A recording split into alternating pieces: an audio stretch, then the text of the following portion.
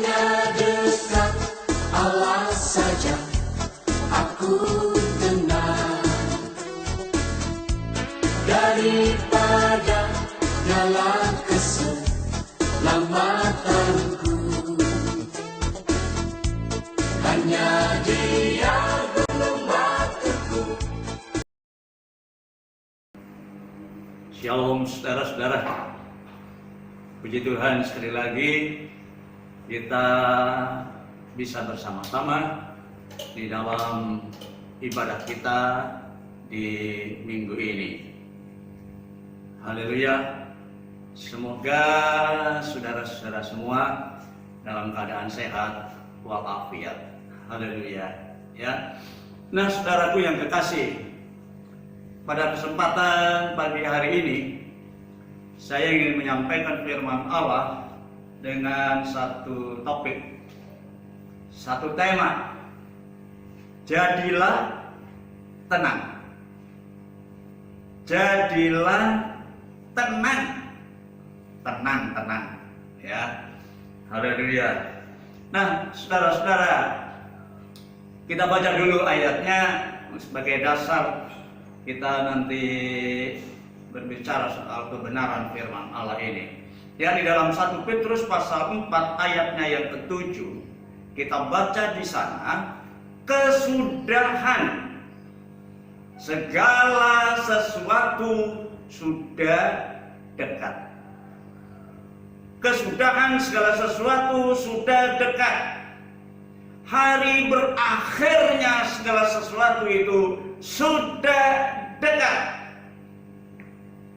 Dan Petrus mengatakan, sebab itu saudara-saudara, karena itu saudara-saudara, kuasailah dirimu dan jadilah tenang. Kuasai diri, jadi tenang, dengan satu tujuan, supaya kamu dapat berdoa. Ya, saudara, ada anjuran dari firman Allah bahwa kita diharapkan untuk menjadi orang Kristen ini, orang Kristen yang hidup di dalam ketenangan. Ya, apa sih arti hidup dalam ketenangan itu? Tenang itu artinya tidak bingung. Tenang itu artinya tidak tegang. Tenang itu artinya tidak cemas, tidak gelisah. Ya, tenang itu juga artinya enggak kalut, ya, bingung, tidak, dan tidak emosional, cepat marah. Ya, nah saudara, luar biasa firman Allah mengajarkan kepada kita sebagai orang percaya kepada Tuhan harus memiliki hidup yang tenang. Tidak perlu bingung, tidak perlu susah, tidak perlu gelisah, tidak perlu panik, ya. Nah, memang tidak bisa dipungkiri, saudara, tadi dikatakan kesudahan segala sesuatu itu sudah dekat. Nah, kita hidup di zaman akhir yang ditandai dengan berbagai persoalan, berbagai masalah. Nah, dan itu tidak bisa dipungkiri seperti yang terjadi sekarang ini, yang kita tidak alami sendiri tapi sudah mendunia. Persoalan segala sesuatu yang tidak menyenangkan, ya, itu sudah ada dan jadi pengalaman kita sekarang. Tetapi firman Allah tetap menganjurkan kita tenang. Nah, seringkali saudara, satu hal yang sangat keliru sekali, tatkala kita sedang menghadapi persoalan, ya, kita bukannya tenang, tapi panik, bingung, gelisah, cemas. Salah. Tadi dikatakan supaya kamu dapat berdoa, hendaklah kamu tenang. Tetapi juga seringkali kekeliruan kita, tatkala kita berdoa, saudaraku, tetapi doa itu hanya isinya keluhan, ya, keluhan kepada Tuhan. Bahkan terkadang jarang protes. Doanya tuh protes. Tuhan,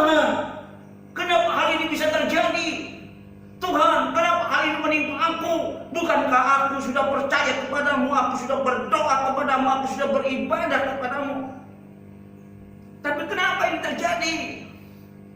Menghadap Tuhan sih menghadap Tuhan, cuma sayangnya protes, nggak terima sama Tuhan. Ya, saudara, kembali kepada firman Allah tadi, hendaklah kamu menjadi tenang. Sebagai orang percaya, kita tidak seharusnya demikian.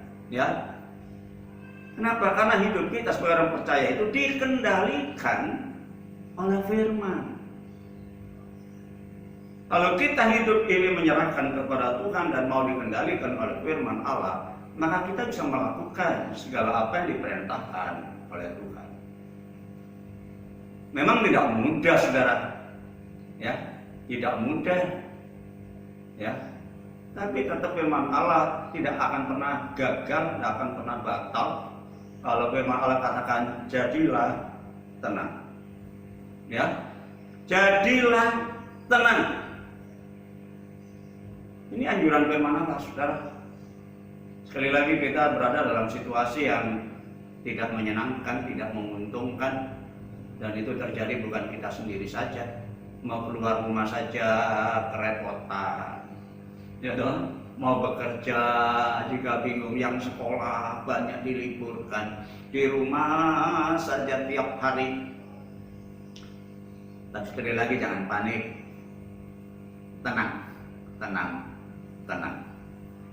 Nah, pertanyaannya sekarang, bisakah kita memiliki ketenangan seperti yang firman Allah katakan? Bisa enggak? Ya, enak dengar firman Allah, jadilah tenang, tapi kita bisa tenang tidak? Bisa.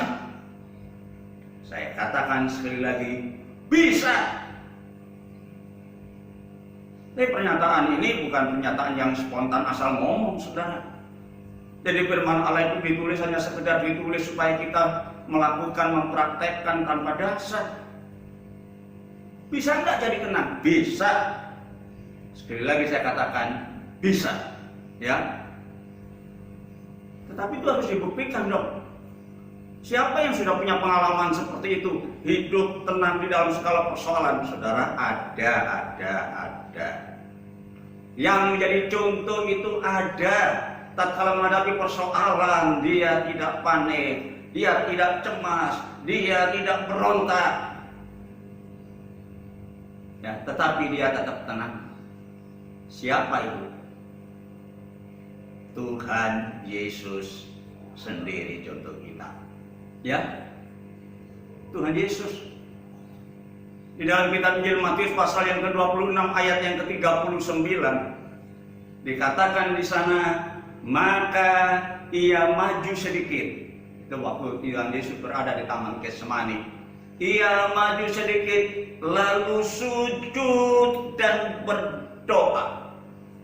Katanya, ya Bapakku, jikalau sekiranya mungkin, biarlah cawan ini berlalu daripadaku.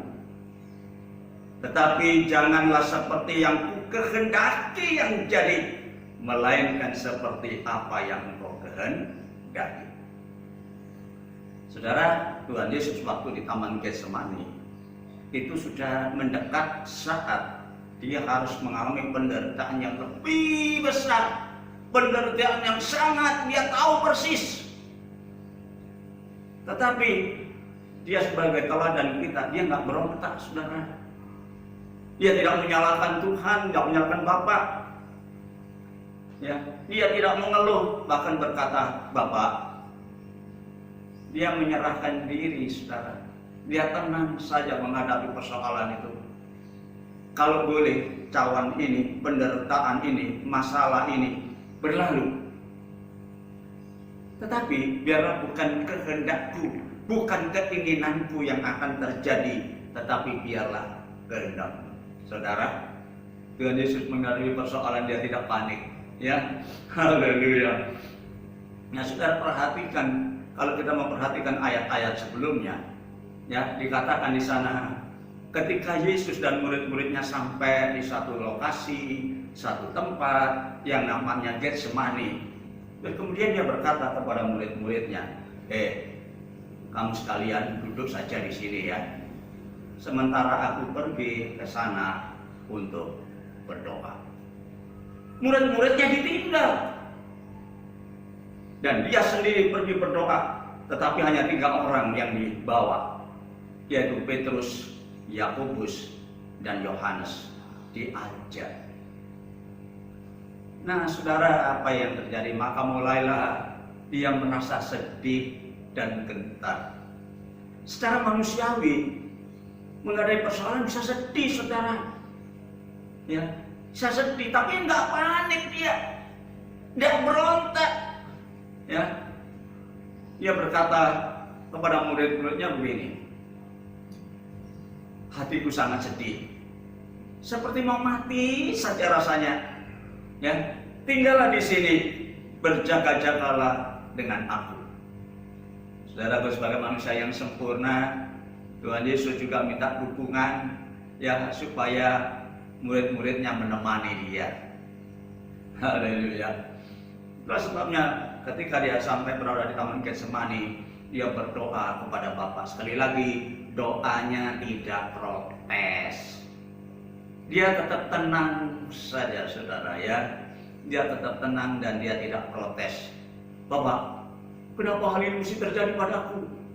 Kenapa bukan orang lain saja? Oh, tidak. Dia satu teladan, satu contoh yang luar biasa. Saudaraku, dia tetap berkata, Bapak, kalau memang ini diizinkan, biarlah berlalu. Tetapi kalau tidak, biarlah kehendak-Mu yang jadi, aku menerimanya. Saudara, apa yang terjadi atas hidup kita, seharusnya kita bisa berkata seperti Tuhan, biarlah kehendak-Mu yang jadi.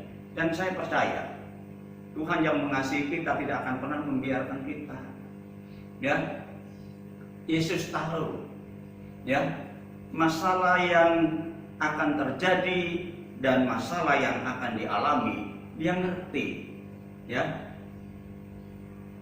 Pada satu saat di dalam Injil Matius pasal 20 ayat 18, dia berkata kepada murid-muridnya, sekarang kita pergi ke Yerusalem dan anak manusia, artinya dirinya sendiri, akan diserahkan kepada imam-imam kepala dan ahli Taurat, dan mereka akan menjatuhi hukuman mati. Oh, dia tahu, saudara.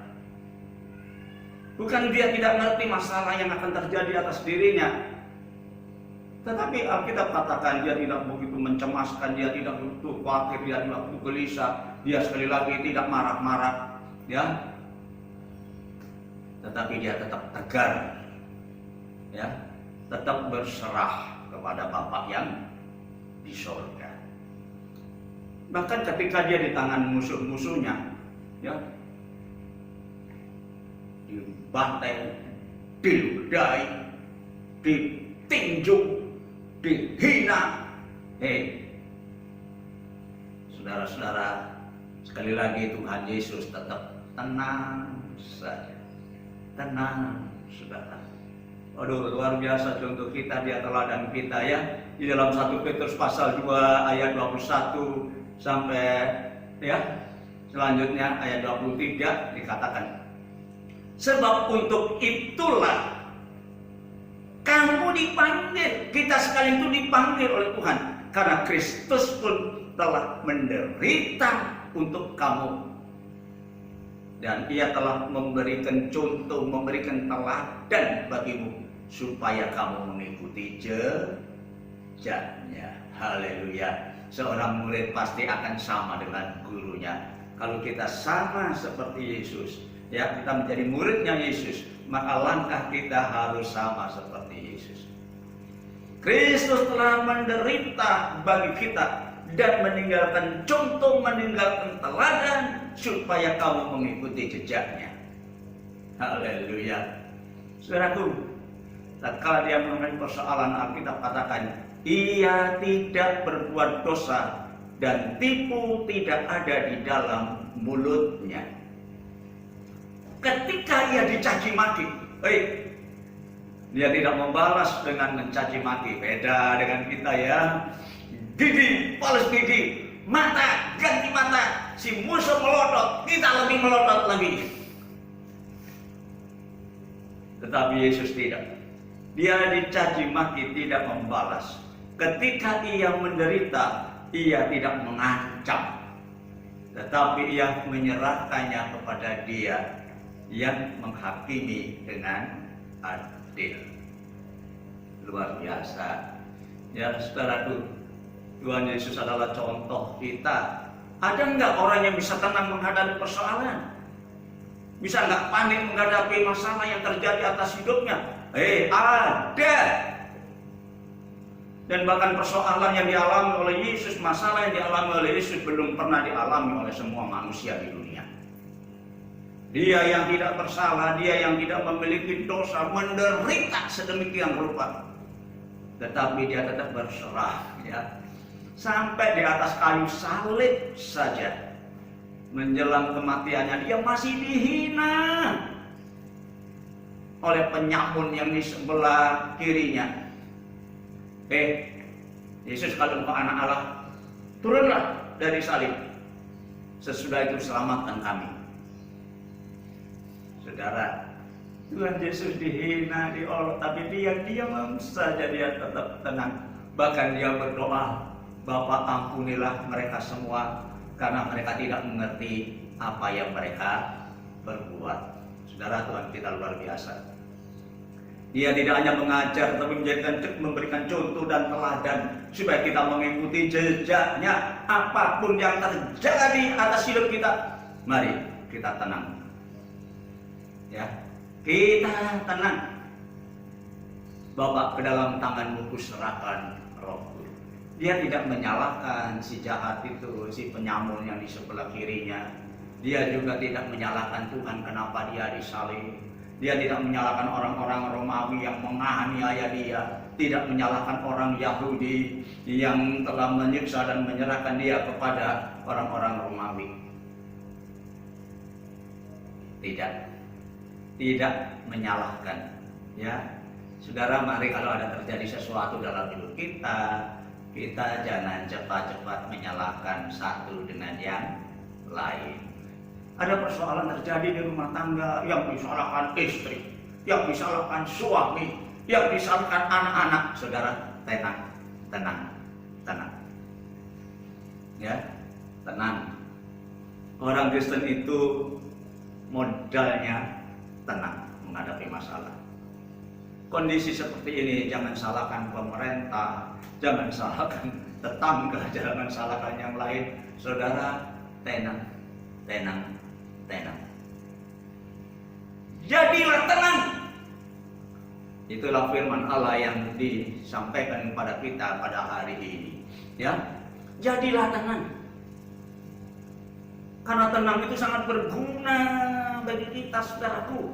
Di dalam Pengkhotbah pasal 4 ayat 6, di situ dikatakan satu genggam saja ketenangan lebih baik daripada 2 genggam jerih payah, susah payah, dan usaha. Jerih payah kita itu adalah sama seperti menjaring angin. Ya, segenggam ketenangan lebih baik daripada 2 genggam susah payah kita, jerih payah kita, usaha kita. Karena Alkitab katakan itu sia-sia, sama seperti menjaring angin. Sudah pernah jaring angin enggak? Dapat berapa kintal angin dijaring? Nggak bisa angin itu dijaring, saudara. Jadi saudara-saudara, Alkitab tetap mengatakan tenang. Karena segenggam saja, sedikit saja ketenangan, itu sudah menjadi kebahagiaan di dalam hidup kita. Marilah kita hargai dan teladani Tuhan kita Yesus Kristus. Dia adalah firman yang hidup. Dia adalah kebenaran itu. Ya, karena firman Allah mengatakan, kuduskan mereka di dalam kebenaran, dan firman-Mu adalah kebenaran. Sedangkan firman itu adalah pribadi Tuhan sendiri. Sebab itu kalau kita memiliki firman Allah di dalam hidup kita sebagai orang percaya, kita pasti mengalami yang namanya ketenangan. Haleluya. Ya, haleluya. Di dalam Yesaya pasal 32 ayatnya yang ke-17, Di situ dikatakan, di mana ada kebenaran, di situ akan tumbuh damai sejahtera. Dan akibat kebenaran ialah ketenangan dan ketentraman untuk selama-lamanya. Saudara, janji firman Allah itu luar biasa. Kalau kita menghargai firman Allah, kita sendiri yang menikmatinya. Kalau kita menghargai firman Allah sebagai kebenaran itu, di mana ada kebenaran, di situ akan tumbuh damai sejahtera. Dan akibat kebenaran, ketenangan, saudara. Tenang, jadilah tenang. Itu benar, luar biasa. Ya, firman Allah mengajak kepada kita, menganjurkan kepada kita sebagai orang Kristen itu punya ciri khas. Tidak gampang panik, tidak gampang ribut, tidak gampang kemudian bertengkar, tidak gampang menyalahkan satu menuduh yang lain, tidak. Tetapi di dalam persoalan dia tetap tenang dan berserah kepada Tuhan. Haleluya. Nah, kenapa saudara kita dianjurkan tenang? Ya, tadi dikatakan dalam 1 Petrus pasal 4 ayat 7. Jadilah tenang, supaya kamu dapat berdoa. Inilah saudara, kenapa kita sebagai orang Kristen diharapkan untuk menjadi satu kehidupan yang tenang, supaya kita bisa menghadapkan diri kita kepada Bapa yang di surga.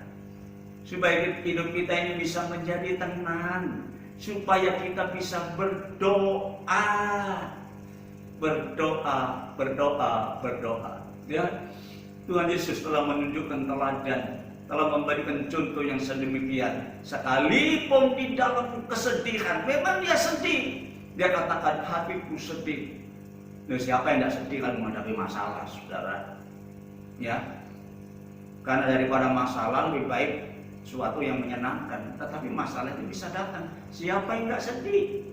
Tetapi sekalipun di dalam kesedihan, dia berusaha untuk menguasai diri dan menjadi tenang. Ya, bukan mengeluh atau meratapi apa yang sedang terjadi.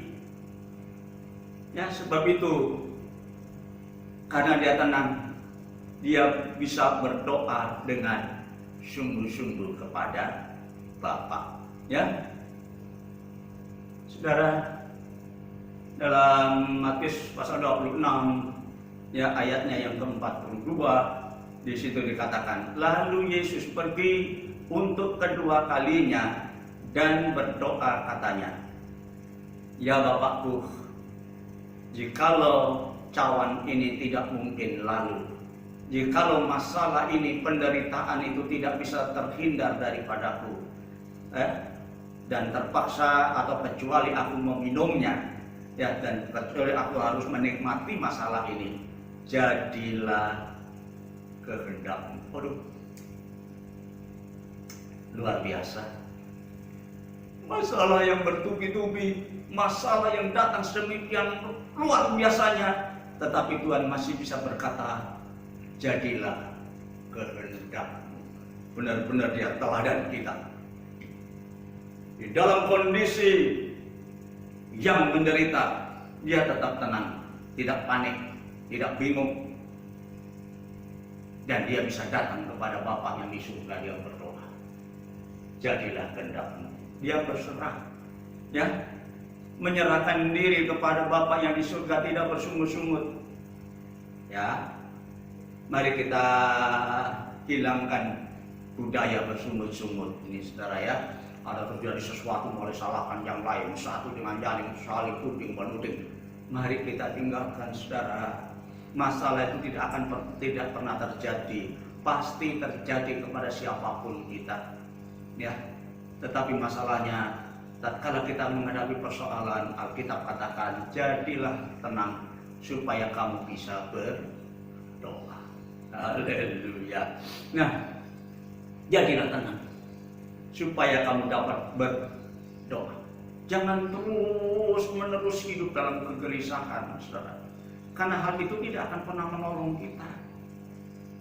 Kalau hidup kita selalu ditandai dengan kegelisahan, kekhawatiran, dan lain sebagainya, percuma. Ya, karena Tuhan Yesus pernah mengatakan di dalam Matius pasal 6 ayatnya yang ke-27, siapakah di antara kamu yang karena kekhawatirannya dapat menambahkan sehasta? Ya, sehasta itu nggak panjang, saudara, 45 cm gitu ya.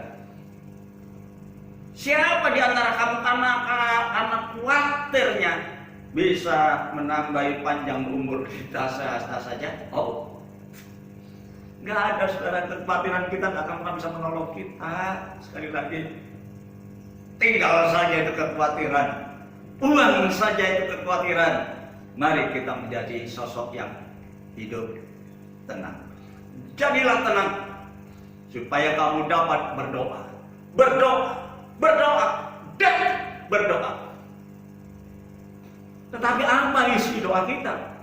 Tatkala kita berada dalam kondisi yang sulit yang sedang kita hadapi, apa materinya, isinya dari doa kita? Ya, saudara, isinya cuma satu.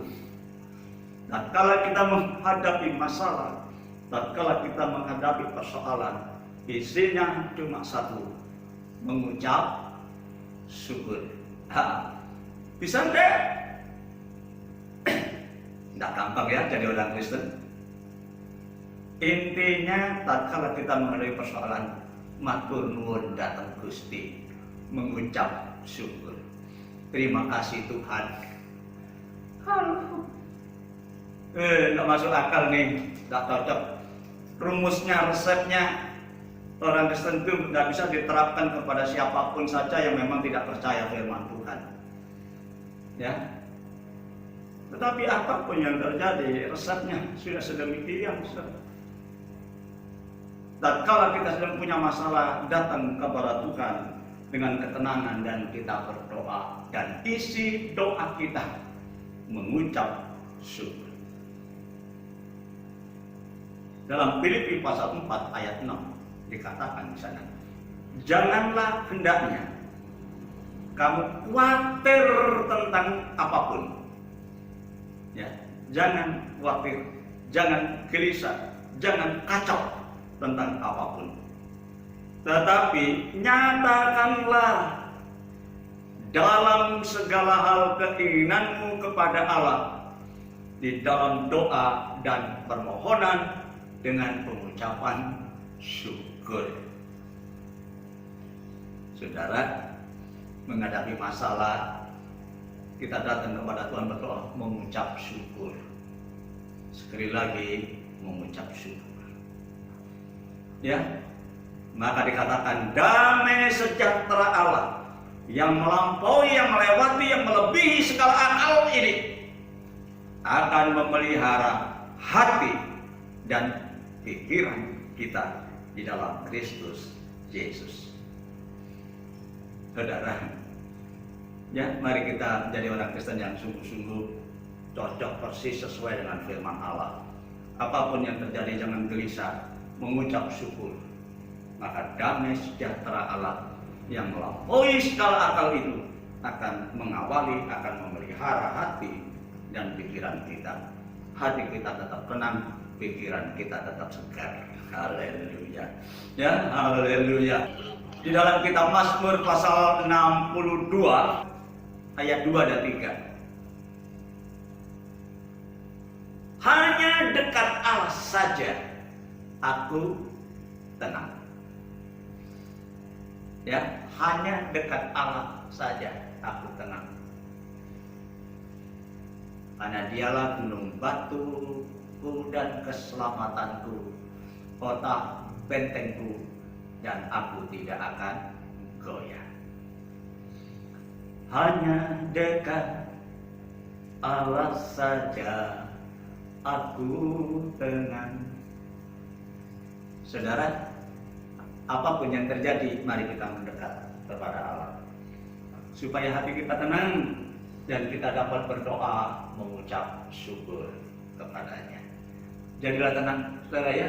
Situasi yang terjadi sekarang ini, sekali lagi jangan panik, nikmati saja. Ya, nikmati, karena kita tidak sendiri mengalami ini, tapi semua orang mengalami. Tapi kita harus berbeda. Kita nikmati saja apa yang terjadi sekarang ini, dan kita mengucap syukur kepada Bapa yang di surga, dan kita tetap berdoa. Ya, marilah kita tetap tenang, ya, dalam situasi apapun, ya, dan tetap berharap dan berdoa kepada Allah. Dan saya yakin Tuhan pasti menolong kita. Ya. Nah, kita baca ayat yang terakhir, saudara ya, di dalam Yakub pasal 5 ayat 16b saja. Ya. Doa orang benar bila dengan yakin dinaikkan, didoakan, itu sangat besar kuasanya. Doa orang yang benar. Orang yang benar itu yang bagaimana? Orang yang dibenarkan oleh Tuhan. Bukan kebenaran kita sendiri. Orang yang benar itu adalah orang yang menurut sesuai kehendak Tuhan. Maka akan tenang. Dan dalam ketenangan dapat datang mengucap syukur kepada Allah, dan Allah akan memelihara hidup kita. Saudara percaya? Amin. Mari. Jangan meragukan firman Allah. Langit dan bumi boleh lenyap, tetapi satu iot pun dari firman Allah tidak akan pernah lenyap. Apa yang dikatakan tidak ada yang tidak jadi. Semua pasti terjadi. Kalau Tuhan berjanji menolong kita, Dia akan tolong kita. Syaratnya tenang dan berdoa, menyerahkan hidup kepada Tuhan. Saya yakin ini akan menjadi bahagia dalam hidup kita.